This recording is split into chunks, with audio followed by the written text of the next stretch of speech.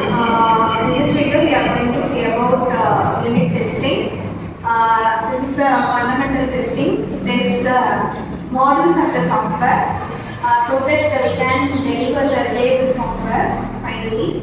And here the team Darshan, Anas, and Kritika, Priyadarshini, and Kanishka is going to deliver the in-depth techniques in unit testing. So let's hear from Pratika. Let me discuss about the traditional testing. The traditional testing is completed by after the deployment phase by the developers and testers. It mainly focus on the system level testings and the external level testing.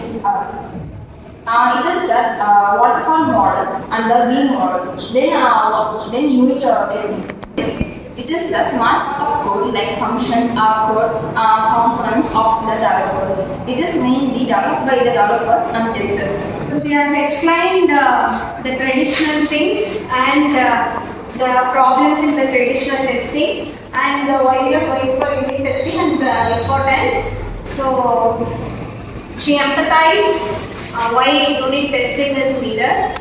Then let's call Priyadarshini to explain the types of unit testing.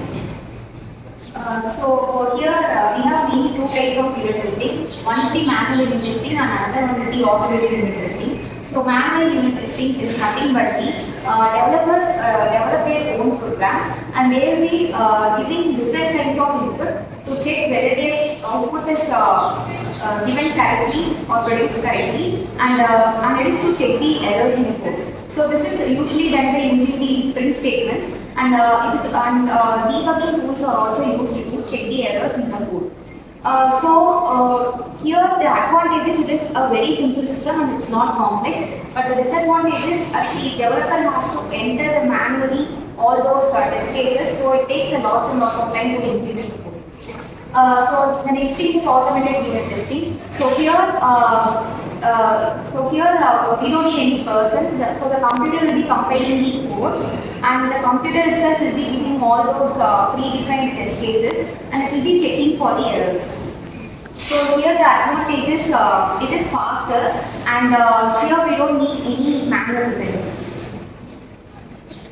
So this is the workflow of unit testing. So first of all, we have to take a unit piece of the code on which we have to test them. Next, we have to create the test cases on that particular code, and we have to check for that. We have to check all the outputs by giving all the test cases. If any one of the test case fails, then we have to again review it, and we have to again go back to the coding part where we have to fix it.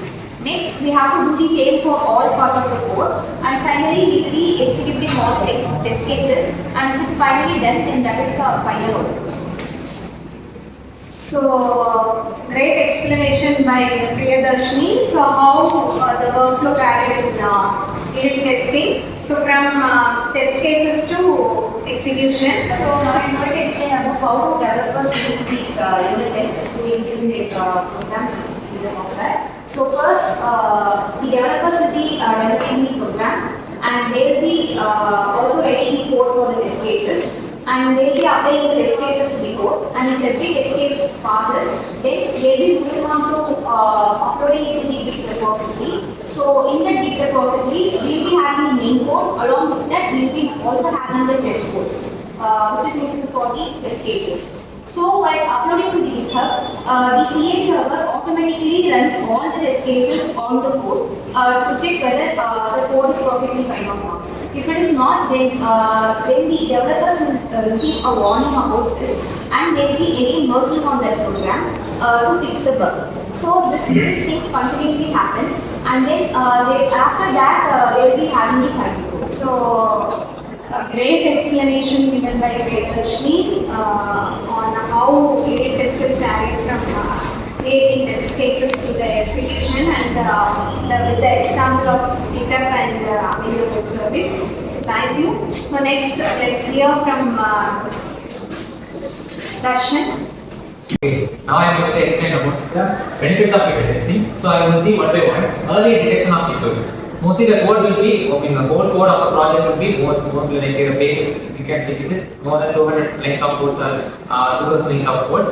After deployment, if we are checking about the issues and the error in the code means, we have to employ employees for testers, and they have to find the particular, they have to find the particular error at a particular line over the 2000 lines of codes. It will be so costly. Here, better for documentation, reduce the time and cost. So that point shows that the cost will be reduced. But if you are undergoing unit testing means the code lines will be 20 to 50 lines of code. And you can see it's a complete, not a complete module, it's a particular part and a small part of the module. You have to check the functions easily. You can check the versions of the code very easily. Next, other benefits are faster development, presentation of refactoring, improved code quality, and code quality is referred to like the versions only. If the code is written in a particular version, it has to get updated to the next version after a few times. In the unit testing, if the developer was aware of the code version is not available, the version will be outdated in few days, he can update it at the same time and he can integrate with the code part of the code. Then the testing part, if the tester part is like based on unit testing means, easily they can find the error, and after completion, the whole overall code will be no error and the whole code will be correct. Next, here are some unit testing tools. Untitled J unit test unit, test NG, Octave, Untitled. These are some unit testing tools. They can easily check with the few lines of code and complete with it. So Darshan explained about the benefits of unit testing. So unit testing is very much important because it is the earliest test we carried in the software testing process. So it helps us to fix the errors too early, so we can deliver the reliable software to the customer. And he explained some of the tools. So if you have time, check it out. And next we'll hear from Kanishka. Okay, in this video we have seen what is unit testing overview. In core concepts we have seen traditional testing, unit testing and types of unit testing, application and process, workflow of unit testing, how do developers use unit tests, support, benefits of unit testing tools.